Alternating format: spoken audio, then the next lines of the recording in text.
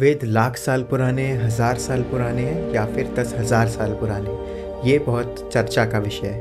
पर आज हम हिस्टोरिकली बात करते हैं, जो एविडेंसेस अभी तक मिले हैं सिर्फ उन पर बात करते हैं।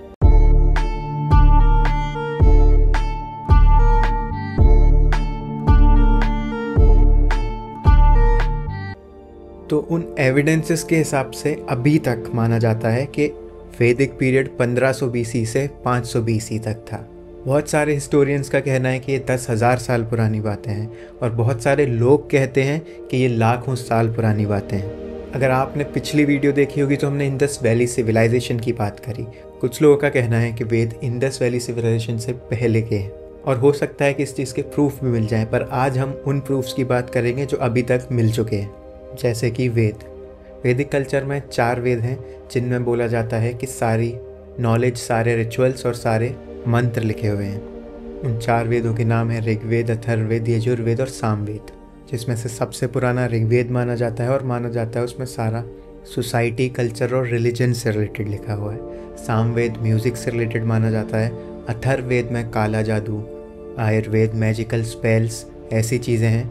और यजुर्वेद में सैक्रिफाइसेस के बारे में लिखा हुआ है। तो अब अगला क्वेश्चन आता है कि क्या वैदिक लोग ही आर्यंस थे? तो कुछ लोग बोलते हैं कि हाँ, आर्यंस वेस्ट पार्ट से आए थे, यानी कि इंडिया के वेस्ट, ईरान, इराक, अफ़गानिस्तान, इन जगहों से आए थे। और कुछ हिस्टोरियंस का मानना है कि आर्यंस यहीं के लोग थे। तो जैसा कि हमने पिछले वीडियो में बात की कि हम कह सकते हैं कि इंडिया के वेस्ट से कुछ लोग आए और वो यहाँ के लोगों के साथ मिलजुल के रहने लगे, जिससे एक और सभ्यता का जन्म हुआ जिसका नाम है वैदिक सिविलाइजेशन। चाहे इंडस वैली सिविलाइजेशन हो, चाहे आर्यंस हो, चाहे द्रविडियंस हो, सभी इंडियंस हैं, सभी अभी तक हिंदूज़ हैं और सबका एक कोड है। यानी कि हिंदुइज्म एक रिलीजन नहीं, एक कोड है। जैसे कि इंडिया का कॉन्स्टिट्यूशन है, वैसे ही उस टाइम इस रीजन का जो कोडिफाइड लॉज थे वो हिंदुइज्म थी। उन कोडिफाइड लॉज में आते थे वेदा, ब्रह्मसूत्र, भगवद गीता। ये 3 सबसे मेन टेक्स्ट हैं जो कि हिंदुइज्म की फ़िलॉसफी को बहुत अच्छे से दर्शाते हैं। तो आइए चलिए इस टाइम को हम एक गाने के थ्रू समझने की कोशिश करते हैं, जो कि मैंने ही गाया है।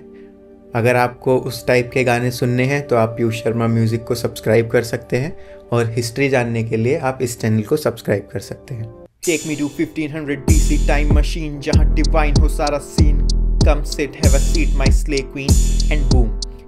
यहाँ मची है धूम, वेद के मंत्र पे झूम, यज्ञ की अग्नि की फ्यूम, संसाधु है untune, find meaning of life and bloom, yes bloom be my bride I be your groom. यहाँ मची है धूम, वेद के मंत्र पे झूम, ब्लूम एंड शाइन, ये दुनिया पूरी divine. A kid must know this है वेद की वाइब एंड टाइम का टाइड एंड बूम। यहाँ मची है धूम, वेद के मंत्र पे झूम, यज्ञ की अग्नि की फ्यूम, संसाधु है on tune, find meaning of life and bloom, yes bloom be my bride I be your groom. यहाँ मची है धूम, वेद के मंत्र पे झूम, ब्लूम एंड शाइन, ये दुनिया पूरी divine. Find meaning of life and Bloom, जो वैदिक टेक्स्ट हैं उनमें लाइफ की फ़िलॉसफी के बारे में बहुत बात की है। हालांकि एस्ट्रोनॉमी, मेडिसिन और मैथमेटिक्स के भी टेक्स्ट हैं, पर सबसे ज़्यादा एंशिएंट टेक्स्ट जो हैं उसमें लाइफ की फ़िलॉसफी की बातें। आगे सुनते हैं। Soulmates are posting pictures, classmates the caste doesn't matter but women lives matter। यहाँ मची है धूम, वेद के मंत्र पे झूम, यहाँ मची है धूम, वेद के मंत्र पे झूम। अरे क्या हुआ सुजैन, तबीयत खराब हो रही है क्या? देखो देखो, अश्विनी कुमार, ये आयुर्वेद के डॉक्टर हैं, अथर्ववेद के मास्टर हैं, हर मर्ज की दवा है इनके पास, सर्जरी के इन पे शास्त्र हैं। सिद्धि और अल्केमी दोनों में bright, he made a telescope and kite, तारे देख के बता दे फ्लाइट, सूरज की करते कैलकुलेट हाइट। तो जैसा कि आपने सुना, उस टाइम पर कास्ट होती थी, पर कास्ट बाय बर्थ नहीं होती थी। जैसे कि ब्राह्मण, क्षत्रिय, शूद्र, वैश्या, ये सारी कास्ट बस एक वर्क के बेसिस पे होती थी। यानी कि बस ऑक्यूपेशन के बेसिस पे जो काम कर रहा है सिर्फ वो उस कास्ट से जाना जाता। पर धीरे धीरे करके बोल सकते हैं कि इस कास्ट सिस्टम को बाय बर्थ कर दिया, जिसमें सबसे ज़्यादा योगदान ब्राह्मण्स का था और उसके बाद क्षत्रिय का। बट वुमेन लाइव्स मैटर, मतलब कि उस टाइम पर सोसाइटी बहुत जगह मैट्रियार्कल भी थी। आज के टाइम पे देखा जाए तो नॉर्थ ईस्ट के ट्राइब्स में काफ़ी जगह मैट्रियार्कल सोसाइटी है, पर उस टाइम पर वुमेन की आज से ज़्यादा इज्जत थी। और अगर उस टाइम के टेक्स्ट देखें तो वो भी काफ़ी एडवांस्ड है। जैसे कि हमने सुना, आयुर्वेद में सारी दवाइयों के बारे में लिखा हुआ था, और सुश्रुत और चरक जैसे महान लोगों ने मेडिसिन के बारे में काफ़ी कुछ लिखा था, जिसमें से सर्जरी के बारे में भी लिखा हुआ था, जिसे हम सुश्रुत संहिता या चारक संहिता कहते हैं। चाहे सिद्धि हो, चाहे अल्केमी हो, चाहे एस्ट्रोनॉमी हो, हर चीज़ में वैदिक सोसाइटी आगे। फिजिक्स, केमिस्ट्री, बायो, जैसे कि भास्कराचार्य, आर्यभट्ट और ऐसे बहुत से महान लोग थे जिन्होंने इन विषयों पर भी लिखा। तो आपने नोटिस किया होगा कि इस गाने में पैरेलली एक लव स्टोरी भी चल रही है। तो उस लव स्टोरी में क्या होता है कि सुजैन और जो मेन कैरेक्टर है वो टाइम ट्रैवल कर रहे होते हैं। वो इंडस वैली से पहुंचते हैं वैदिक पीरियड में, और वहाँ जब सुजैन की तबीयत ख़राब होती है तो वो अश्विनी कुमार के पास जाते हैं, और अश्विनी कुमार का मिलने का जो उनका इंसिडेंट है उसमें ही उस टाइम के बारे में बताया गया है। और ये कहानी ऐसे ही आगे बढ़ेगी। इसके बारे में और जानने के लिए आप पीयूष शर्मा म्यूज़िक को सब्सक्राइब करें, और हिस्ट्री के बारे में जानने के लिए आप इस चैनल को सब्सक्राइब करें। फिजिक्स, केमिस्ट्री, बायो को इन्होंने मिक्स किया, मैथमेटिक्स को एस्ट्रोनॉमी से फिक्स किया। फिर आया मैं जब सुजैन को लेकर मैजिक पोशन इन्होंने पीने को दिया। सुन सुजैन ठीक तू हो जा, ठंडा पानी पी मटके का, टाइम मशीन पेड़ के पीछे है, झुके से मेरे पीछे तू आ। यहाँ मची है धूम, वेद के मंत्र पे झूम and boom, time machine in tune. यहाँ मची है धूम, वेद के मंत्र पे झूम, यहाँ मची है धूम धूम, वेद के मंत्र पे झूम। ब्लूम एंड शाइन, ये दुनिया पूरी divine, B my bride I be your groom. यहाँ मची है धूम, वेद के मंत्र पे झूम एंड बूम, ये दुनिया पूरी divine, B my bride I be your groom. यहाँ मची है धूम, वेद के मंत्र पे झूम। तो इस गाने से हमने क्या जाना कि उस टाइम का सोशल स्ट्रक्चर था वो कास्ट सिस्टम में डिवाइडेड था। कास्ट ऑक्यूपेशनल बेसिस पे थी उस टाइम, यानी अर्ली वैदिक पीरियड के टाइम तक, जो कि है 1500 BC से 1000 BC तक। उस टाइम तक कास्ट बर्थ के बेसिस पर नहीं थी, और वुमेन को भी सोसाइटी में उतनी ही इम्पोर्टेंस दी जाती थी जितनी मेल मेंबर्स को। और यदि उस टाइम की इकोनॉमिक एक्टिविटीज़ की बात करें तो उस टाइम पर एग्रीकल्चर होता था, और कहीं कहीं पर प्रूफ्स हैं कि उस टाइम पर आयरन भी ढूंढ लिया गया था और आयरन के टूल्स भी यूज़ होते थे। जैसे कि एक वर्ड आयास ऋग्वेद में भी मिला है जिसका मतलब आयरन होता है। और उस टाइम वुमेन की इम्पोर्टेंस हम गार्गी और मैत्री जैसे कैरेक्टर्स के टेक्स्ट से जान सकते हैं, क्योंकि उन्होंने अपने टेक्स्ट में काफ़ी सारी फ़िलॉसफीज़ लिखी हैं जो कि आज के टाइम पर बताती हैं कि उस टाइम वुमेन की इम्पोर्टेंस थी। और उस टाइम के सेटलमेंट्स की बात करें तो उस टाइम के सेटलमेंट्स धीरे धीरे इंडस वैली सिविलाइजेशन में जो अर्बन सेटलमेंट्स होते थे उससे हटकर रूरल सेटलमेंट होने लगे, यानी विलेज फॉर्म होने लगे। धीरे धीरे लोग अपने विलेजेस में रहने लगे। विलेजेस के आसपास उनका एग्रीकल्चर लैंड होता था, वहाँ पे वो एग्रीकल्चर करते थे, और विलेजेस में वो हर्डिंग करते थे, यानी कि गाय भैंस चराते थे, कैटल रियरिंग करते थे, दूध बेचते थे, और सारी जो प्राइमरी एक्टिविटीज़ होती हैं वो करते थे। प्राइमरी एक्टिविटीज़ यानी जो भी एक्टिविटी ज़मीन से या गाय भैंस से हो सकती है। और ख़ासकर ऋग्वेद से हमें उस टाइम की रिलीजियस, सोशल और कल्चरल लाइफ के बारे में काफ़ी ज़्यादा पता चलता है, क्योंकि ऋग्वेद सबसे ओल्डेस्ट टेक्स्ट। ऋग्वेद में यज्ञ और रिचुअल्स के बारे में भी है, जिससे हमें पता चलता है कि यज्ञ और रिचुअल्स उस टाइम पर भी होते थे। पर जो बीच में एक प्रीस्ट की पोजीशन होती है, वो प्रीस्ट की पोजीशन के बारे में उसमें नहीं लिखा है, जो कि बाद में भक्ति मूवमेंट्स जो हुए थे इंडिया में, उसमें प्रीस्ट यानी जो पुजारी होते हैं उनके खिलाफ मूवमेंट्स भी हुए थे। तो इस वीडियो में हम ज़्यादातर बात करेंगे अर्ली वैदिक पीरियड की, और अगले वीडियो में हम ज़्यादातर बात करेंगे लेटर वैदिक पीरियड की। अर्ली वैदिक पीरियड में बहुत सारी चीज़ें काफ़ी अच्छी थीं, और लेटर वैदिक पीरियड में आते आते वो चीज़ें बेकार होने लग गई, क्योंकि क्षत्रिय रूल करने के लिए बहुत सारी टैक्टिक्स यूज़ करते थे। उनमें से एक टैक्टिक थी कि ब्राह्मण्स का यूज़ करके सोसाइटी को बाय बर्थ कास्ट सिस्टम में बांटना। ब्राह्मण्स अपनी सुप्रीमेसी प्रूव करने के लिए बहुत सारी टैक्टिक्स यूज़ करते थे। उनमें से एक टैक्टिक थी कि वेद किसी और को ना पढ़ने देना। पर जो हिंदुइज्म का कोर नेचर है वो अर्ली वैदिक पीरियड पे ही फॉर्म हुआ, और अर्ली वैदिक पीरियड की जितनी भी चीज़ें हैं वो आज तक भी अच्छी हैं और आज तक रिलेवेंट हैं। और अर्ली वैदिक पीरियड में लोग नेचर से बहुत कनेक्टेड थे। जैसे वो नेचर की चीज़ें, जैसे अग्निदेव, वायुदेव, पवन देव, इंद्रदेव, इन सब की पूजा करते थे। और फिर विष्णु के अवतार, शिव के अवतार और ब्रह्मा जी की पूजा होने लगी। पर जैसा कि मैंने पिछले वीडियो में बताया था कि इंडस वैली सिविलाइजेशन के टाइम पर कोई भी वॉर से रिलेटेड चीज़ें नहीं मिली थी, यानी वो आर्मी नहीं मेंटेन करते थे। क्या वैदिक पीरियड में लोग आर्मी मेंटेन करने लग गए? तो इसका सबसे अच्छा एग्जाम्पल आप सबको पता है महाभारत रामायण, पर उससे भी पहले पौरुष्णी नदी पर एक बैटल हुई थी, जिसके बाद इस रीजन का नाम पड़ा भारतवर्ष। उस बैटल में लड़ाई हुई थी भरत क्लैन और त्रित्सु क्लैन के बीच में। इस वॉर को बैटल ऑफ 10 किंग्स भी कहा जाता है। फिर जो जीतने वाली क्लैन थी भरत क्लैन, उनके साथ पुरुष मिल गए और उन दोनों ने मिलकर बनाई एक नई क्लैन, कुरु क्लैन। और उस टाइम की मटेरियल लाइफ की बात करें तो उस टाइम के जितने भी टेक्स्ट हैं महाभारत रामायण, उन्हें पढ़ के पता चल सकता है कि कैसे उस टाइम पर रथ यूज़ हुआ करते थे, कैसे उस टाइम पर पॉटरी यूज़ हुआ करती थी, उस टाइम पर ज्वेलरी यूज़ हुआ करती थी, उस टाइम पर बहुत सारे आभूषण यूज़ हुआ करते थे, उस टाइम पर बहुत सारे वेपन्स भी यूज़ हुआ करते थे, और उस टाइम पर मंदिर और इंफ्रास्ट्रक्चर धीरे धीरे और बढ़ने लग गया था। फिर इसके बाद जो मैंने बताया विलेजेस, वो विलेजेस धीरे धीरे जनपद में कन्वर्ट होने लगे। जनपद धीरे धीरे फिर महाजनपद बने, और महाजनपद के बीच में जब लड़ाई हुई, फिर उसके बाद जो सबसे स्ट्रॉन्गेस्ट एम्पायर था उन महाजनपद में से, वो था मगध एम्पायर। वहाँ तक अभी हम पहुँचेंगे, पर अभी हम हैं जनपद पर। तो जनपद जब बनते थे तो उसमें कोई राजा नहीं होता था, बल्कि एक राजन होता था।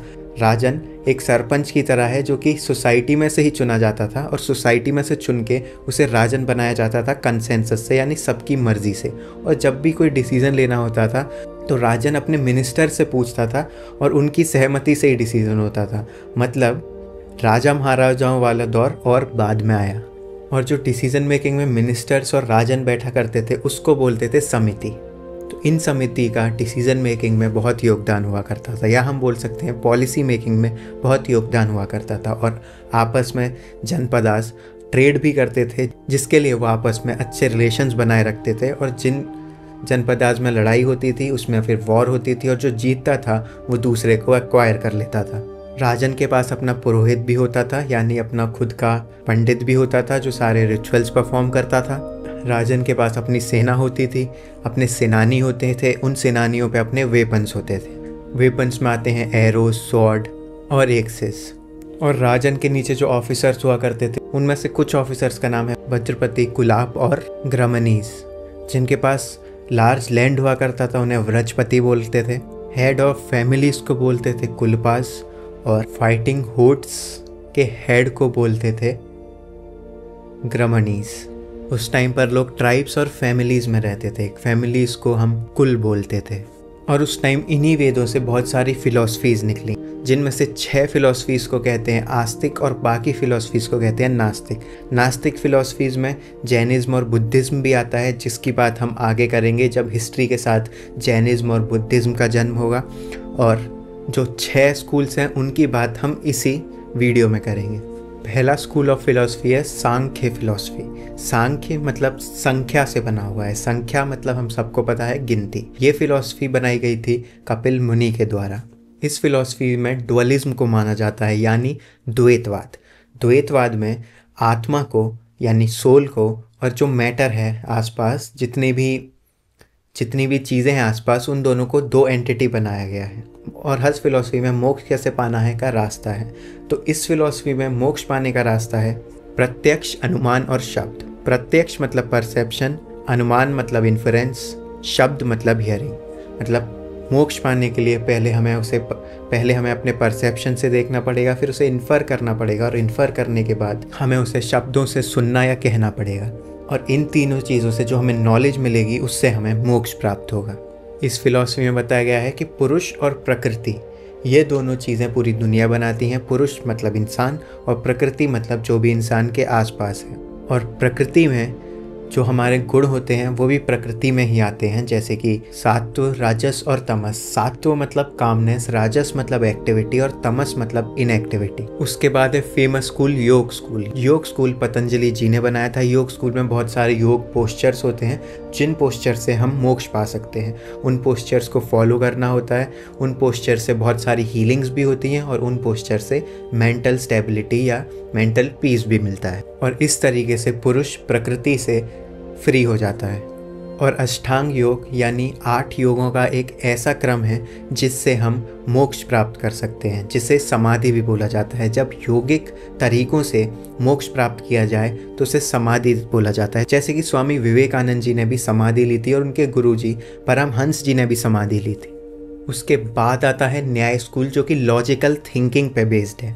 इस स्कूल को बनाया था न्याय सूत्र के ऑथर अक्षपद गौतम ने। इसमें बोला जाता है कि आप सिस्टमेटिक थिंकिंग से, लॉजिकल रीजनिंग से जो भी सोच सकते हैं वो सब सच है। इसके बाद आता है वैशेषिक स्कूल, जो कि कन्नड़ जी ने बनाया था। कन्नड़ शब्द में जो कण आता है यानी एटम, ये सबसे पहले बोला था कन्नड़ जी ने कि एटम ही वो कण है जिससे पूरी सृष्टि बनी है। यानी जो साइंस बोलती है वो कन्नड़ जी ने बहुत पहले बोला था। इसीलिए स्कूल को साइंटिफिक स्कूल भी बोला जाता है। इस स्कूल में बोला जाता है कि ये दुनिया 4 चीज़ों से बनी है, टाइम, स्पेस, सेल्फ और माइंड, और 5 नॉन एटर्नल चीज़ों से बनी है, जो कि है एयर, वाटर, फायर, अर्थ, ईथर। ईथर मतलब स्काई। और इन मटेरियल एलिमेंट्स को बोला जाता है द्रव्य। महर्षि कन्नड़ गॉड को एक गाइडिंग फोर्स मानते थे और मानते थे उन्हीं ने ये दुनिया बनाई है। वो लॉ ऑफ कर्मा में भी मानते थे कि जैसा आप कर्म करोगे वैसा आप फल भोगोगे। आइज, नोज, टंग, ईयर, स्किन, ये 5 सेंस ऑर्गन कन्नड़ जी ने बताए थे कि इनसे हम नॉन इटर्नल एलिमेंट्स को यानी कि fire, sky, air, water, ether, इनको परसीव कर सकते हैं। इसके बाद आता है मीमांसा स्कूल, जो कि रिचुअल्स को इम्पोर्टेंस देता है और बोलता है कि जो रिचुअल्स हैं उनसे हमें मोक्ष मिल सकता है। ये रीजनिंग, इंटरप्रिटेशन और एप्लीकेशन पर बेस्ड है। और जो भी रिचुअल्स की बात हो रही है वो वेद में दिए हुए रिचुअल्स के बारे में लिखा गया है। इसके बाद आता है वेदांत स्कूल। वेदांत स्कूल को स्वामी विवेकानंद जी भी बहुत प्रोपोगेट करते थे और वेदांत स्कूल उपनिषद और ब्रह्मसूत्र की फिलॉसफीज पर बेस्ड है।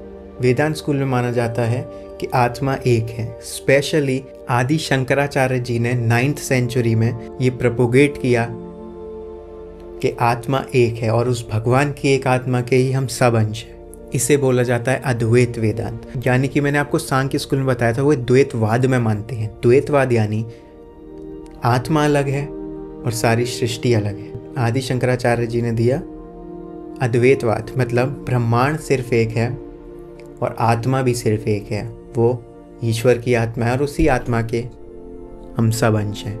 अगर नास्तिक स्कूल में बात करें तो उन स्कूल में एक चारवाक नाम का स्कूल है, जिसमें बोला जाता है कि सिर्फ कि आप जो देख सकते हैं सिर्फ वही सच है।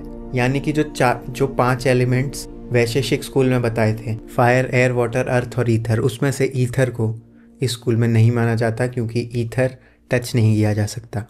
इस स्कूल को लोकायत भी बोला जाता है क्योंकि ये अटैचमेंट टू लोक यानी अटैचमेंट टू वर्ल्ड को प्रमोट करता है, जिसमें बोला जाता है कि ईट, ड्रिंक एंड बी मैरी। और इस स्कूल में बोला जाता है कि साल्वेशन यानी मोक्ष प्राप्त करने की कोई ज़रूरत नहीं है। उसके बाद है आजीविका स्कूल, जो कि मक्खाली गोसाल ने फाउंड किया था 5th सेंचुरी BCE में।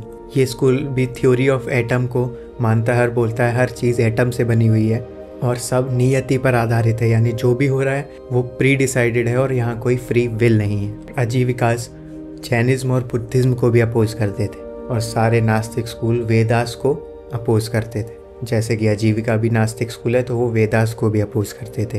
पर आजीविकास आत्मा की एग्जिस्टेंस में मानते थे और इनके जो बहुत फेमस फॉलोअर हैं वो हैं बिंदुसार, जो कि राजा थे। इसके बाद है अजनान स्कूल, जिसमें बोला जाता है कि नेचर के बारे में हम नॉलेज प्राप्त कर ही नहीं सकते और उस स्कूल में इग्नोरेंस को बेस्ट बताया जाता है।